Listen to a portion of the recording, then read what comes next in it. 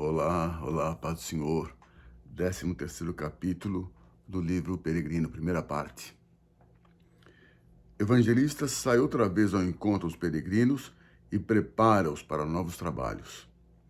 Entram na Feira da Vaidade, onde são escarnecidos, perseguição e morte de Fiel. Apenas nossos peregrinos saíram desse deserto, viu Fiel que vinha atrás dele uma pessoa a quem reconheceu logo, e exclamou, dirigindo-se ao seu companheiro, olha quem vem ali. Cristão olhou e disse, é o meu bom amigo evangelista. Sim, respondeu Fiel, o meu também, pois foi ele quem me encaminhou para a porta. Nisto, acercava-se deles evangelista, que o saudou, dizendo, Evangelista, paz seja convosco, diletíssimos, e a paz com os que vos auxiliam. Cristão disse, bem-vindo, bem-vindo sejas, meu bom evangelista. A tua presença recorda-me a tua antiga bondade e os teus incansáveis esforços pelo meu bem eterno. Fiel, sim, 1000 vezes bem-vinda a tua companhia, ó doce evangelista. Quanto estes pobres peregrinos a desejam, evangelista falando agora. Como tens passado, meus amigos, depois que pela última vez nos separamos?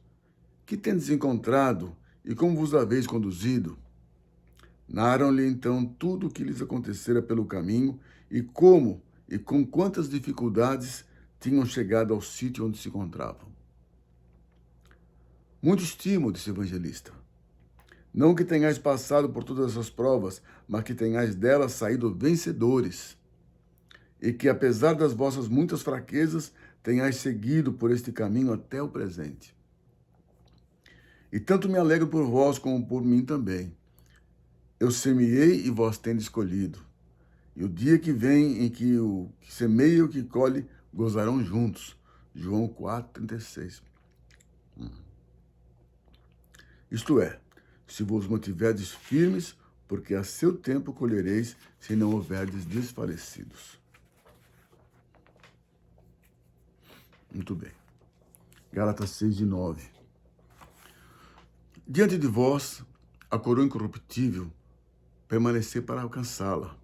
Alguns há que se põem a caminho para alcançar esta coroa, mas depois de já irem muito adiantados, vem outro e arrebata-a.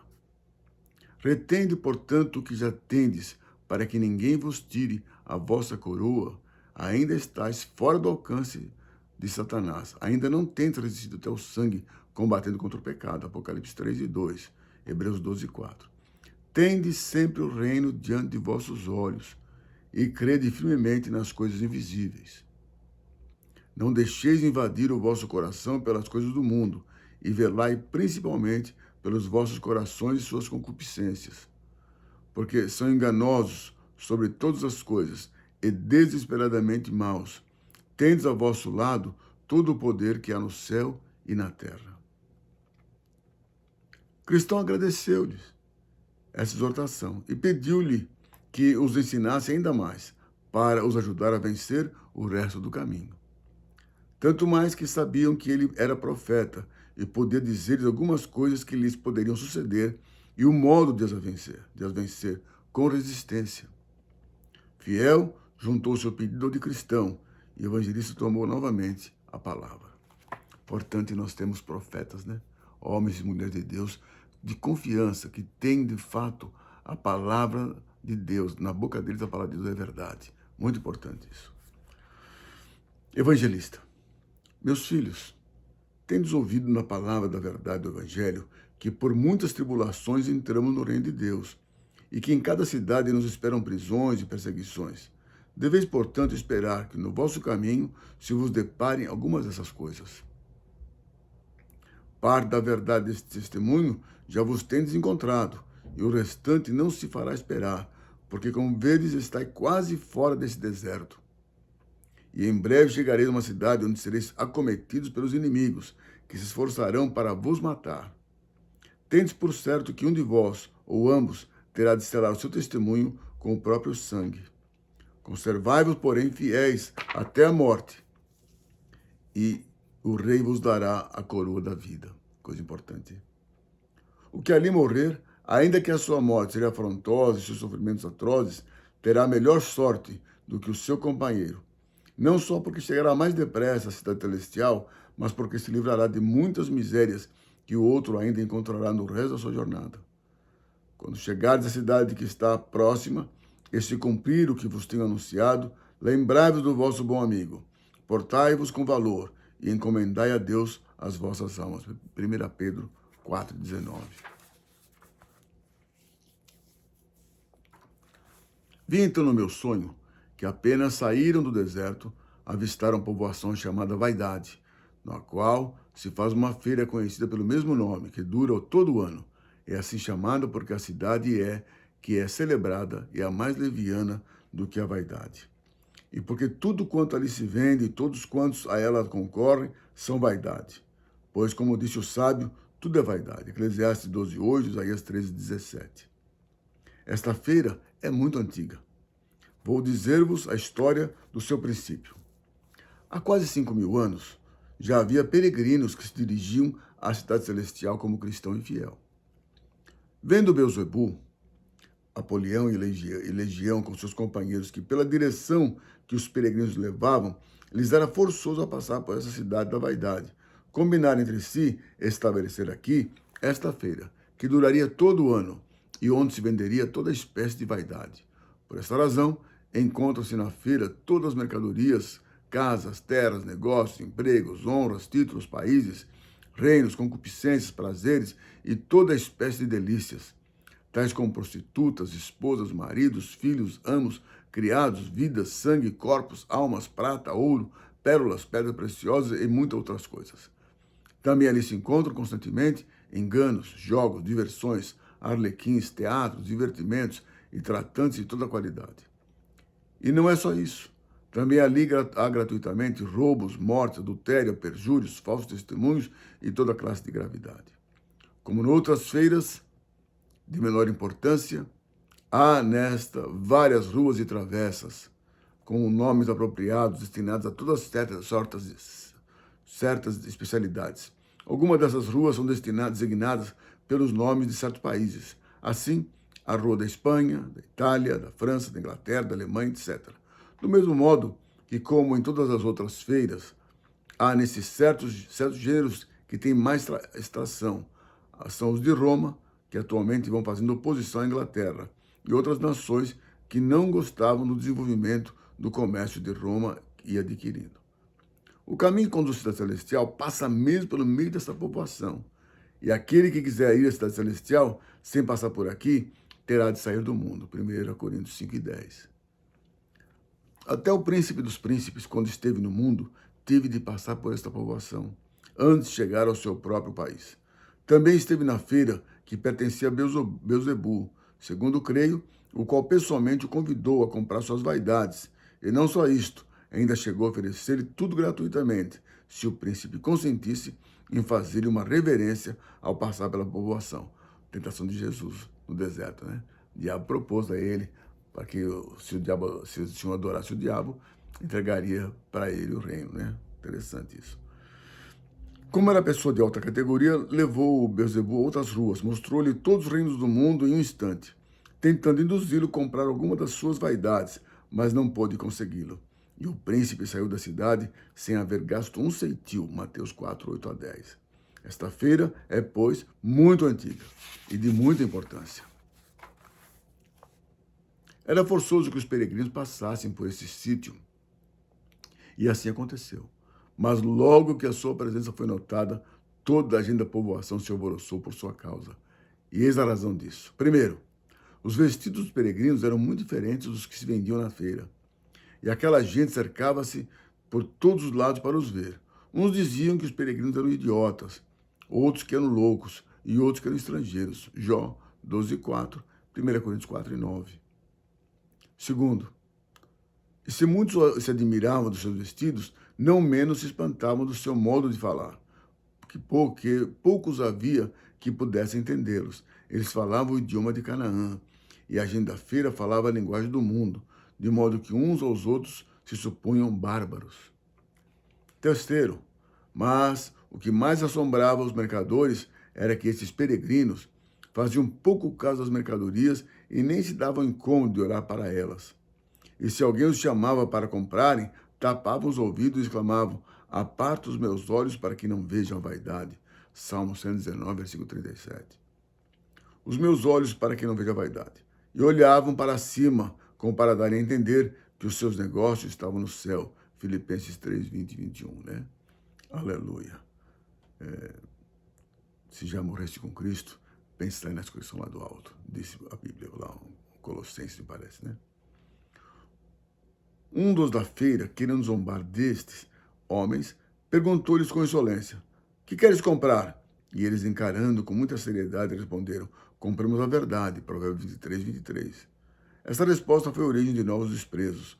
Uns mofavam deles, outros insultavam-nos, outros escarneciam-nos, e faltava quem propusesse que fossem corridos a pau. Enfim, as coisas chegaram a tal ponto que houve grande tumulto na feira, alterando-se a ordem completamente. Chegando esses acontecimentos aos ouvidos do principal, acudiu este ao local dos tumultos e encarregou alguns dos seus amigos mais fiéis de examinar aqueles que tinham dado causa aos distúrbios. Foram os peregrinos interrogados, e os seus juízes perguntaram-lhes de onde vinham e para onde iam, e que faziam ali em trajes estranhos. Trajes estranhos, hein? Somos peregrinos do mundo, responderam eles, e dirigimos-nos para a nossa pátria, que é a Jerusalém Celestial. Hebreus 11, 13 e 16. Não demos motivos aos habitantes da cidade, nem aos feirantes, para nos maltratarem dessa maneira, nem para impedirem nossa viagem. Apenas respondemos aos que nos convidavam a comprar das suas mercadorias que só queríamos comprar a verdade. Mas o tribunal declarou que estavam loucos e que tinham vindo expressamente para perturbar a ordem pública, e por isso os prenderam. Deram-lhes muita pancada, atiraram lama sobre eles e meteram-nos numa gaiola para servirem de espetáculo a toda a gente que havia na feira.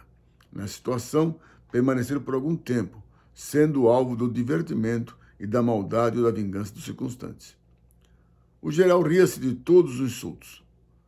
Outros, porém, mais observadores e mais despreocupados, vendo quanto os peregrinos eram pacientes, sofredores, que não retribuíam maldições com maldições, mas com bênçãos, e que respondiam com palavras mansas aos insultos e injúrias que eram dirigidos, começaram a conter a multidão e a repreendê-la pelos seus inqualificáveis e injustos abusos e desvários.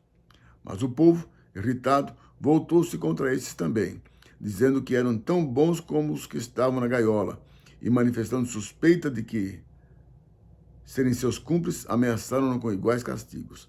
Aqueles que tinham tomado parte dos prisioneiros responderam energicamente que os peregrinos mostravam ser pessoas sérias e pacíficas, que a pessoa alguma fazia mal e que havia na feira muitos vendedores que mais mereciam estar dentro da gaiola e até serem postos pelo pelourinho, em vez daqueles desgraçados de quem tanto tinham abusado. Assim se foram prolongando as contestações até que finalmente chegaram às vias de fato, e muitos ficaram feridos. Tornaram então a levar os presos que se haviam comportado com toda sabedoria e temperança à presença dos seus interrogadores, e perante estes os acusavam de haverem promovido o tumulto que tivera lugar. Espancaram-nos brutalmente, puseram-nos algemas e assim os passearam por toda a feira para terror e escarmento dos demais, e para que ninguém tomasse a sua defesa, nem com eles se juntasse. Cristão e fiel, escute só, portaram-se com grande prudência e recebiam a vergonha e a ignomínia, e que os expunham com paciência e mansidão, de modo que ganharam a simpatia de alguns feirantes, ainda que poucos relativamente. Esta adesão exasperou até o último ponto a parte contrária, que resolveu matar os peregrinos. Desde logo os ameaçaram de morte, dizendo-lhes que, visto não ser bastante a prisão, seriam condenados à pena última, pelo que seria decidido definitivamente qual sorte lhes poderia destinar. Recordaram-se então os peregrinos dos que lhe disseram o evangelista, o profeta, e esta recordação veio predispô-los ainda mais para os sofrimentos e robustecer a sua fé e constância. Também se consolavam mutuamente com a ideia de que o que mais sofresse, melhor sorte havia de ter, pelo que ambos desejavam no íntimo de seus corações ser o preferido, mas entregando-se sempre nas mãos daquele que tudo dispõe com altíssimo acerto e sabedoria, nessas posições permaneceram esperando os acontecimentos. O processo seguiu seus trâmites, e chegando o dia do julgamento foram os peregrinos levados ao tribunal e ali publicamente acusados. Era juiz do processo o doutor Ódio ao Bem. E os pontos principais da acusação eram os seguintes: que os réus eram inimigos e perturbadores do comércio, que tinham provocado desordens e conflitos na cidade e que haviam levantado um partido em favor das suas perigosíssimas opiniões, desacatado completamente as leis do príncipe reinante. Fiel pediu a palavra para se defender e falou assim: quanto a mim, só me opus a quem primeiro se levantou contra aquele que é superior ao mais alto. Distúrbios não promovi, sou homem de paz. Quem tomou a defesa fê-lo por ver a nossa verdade e a nossa inocência.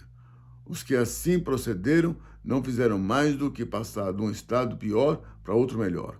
Quanto ao que respeita ao rei da que falais, que é Beelzebu, o inimigo de nosso Senhor, desafio bem como a todos os seus sequazes. Fez em seguida um pregão para que todos que tivessem que dizer em favor do rei, que é do Beelzebu, seu senhor, e contra os réus, se apresentassem imediatamente. Após esse momento, apresentaram-se 3 testemunhas: inveja, superstição e adulação. Inquiridas, se conheciam o réu e sobre os que tinham a dizer contra ele, em favor do rei, adiantou-se inveja, que falou nesses termos. Inveja, dizendo: excelentíssimo senhor juiz, conheço este homem que há muito tempo, e afirmei a este tribunal, debaixo de juramento, que... Juiz, dizendo: espera aí, tende a bondade de prestar juramento. Depois de cumprir essa formalidade, Inveja prosseguiu: Senhor, este homem, apesar de bom nome que tem, é um dos piores do nosso país, pois não respeita o príncipe, nem o povo, nem a lei, nem os costumes, e faz tudo possível para infundir em todas as suas péssimas ideias a que chama, em geral, de princípios de fé e santidade. Resumindo, direi que da própria boca do réu ouvi que o cristianismo e os costumes da nossa cidade, da vaidade, são diametralmente opostos, não respondendo de forma alguma a harmonizar-se do que se conclui. O senhor juiz, que não só condena os nossos louváveis costumes, mas também a todos quantos os seguem e cumprem. Juiz: tende mais alguma coisa a comentar? Inveja: não, muito, mas poderia dizer, se não temesse enfardar-vos, mas se for preciso ampliarei o meu depoimento, depois de outras testemunhas terem falado, para que não faltem elementos para a condenação dos réus. O juiz disse: pode retirar-vos. Em seguida, Superstição falou. Ordenaram-lhe que olhasse para o réu e que dissesse o que sabia contra ele em favor do rei. Depois de prestar juramento, a testemunha falou do seguinte modo: Superstição, uma testemunha. Senhor juiz, não conheço bem este homem nem tal desejo. Sei, contudo, por uma conversa que com ele tive nesta cidade, que é muito perigoso. Ouvi-lhe dizer que a nossa religião é vã e que por ela ninguém pode agradar a Deus, donde necessariamente se conclui que, na opinião do réu, é vão o culto que prestamos, permanentes os nossos pecados e certa a nossa condenação. Eis o que tem a dizer. Seguiu-se o juramento de adulação, que assim falou do acusado. Agora é adulação. Senhor juiz, e mais senhores que fazeis parte do tribunal, há muito tempo que conheço este réu. E quem tem ouvido dizer coisas que nunca deveriam dizer-se, tem ele injuriado o nosso excelso príncipe Beelzebu, e falando com desprezo dos seus ilustres amigos, tais como o senhor homem velho, do senhor deleite carnal, o senhor comodidade, o senhor desejo da vanglória, do respeitável ancião louvo, o senhor da luxúria, do cavaleiro voracidade e de muitos outros de nossa primeira nobreza. Também tem dito que, se fosse possível pensar em todos como ele, não ficaria necessidade nenhum desses distintos cavalheiros, ainda mais que nem Vossa Excelência, que foi nomeado ao seu juiz, tem escapado das suas injúrias. Tem-lhe chamado maroto, ímpio e outros nomes injuriosos e insultantes, com quem em geral qualifica a maior parte dos ilustres personagens da cidade. Terminando o depoimento de adulação, dirigiu-se o juiz ao acusado, dizendo-lhe: renegado, herege, traidor, Ouviste o que essas suspeitáveis testemunhas disseram de ti? Fiel. É permitido que eu diga algumas palavras em minha defesa? Juiz. Ah, malvado, não merece viver nem mais um instante sequer. Contudo, para que veja quanta condescência uso para contigo, podes falar. Que tens, pois, a dizer? Fiel está sendo julgado, sabe? Quase ser morto, né? Direi, em primeiro lugar, e em contestação ao depoimento do senhor Inveja, que as palavras porque me incrimina foram estas, que todas as regras, leis, costumes ou pessoas que sejam diretamente contrárias à palavra de Deus são diametralmente opostas ao cristianismo. Se isso não é verdade, convença-me do erro, que eu estou pronto a fazer aqui minha retratação diante de todos vós. Aleluia. Vamos parar um pouco para descansar, daqui a pouco eu volto. Na outra parte.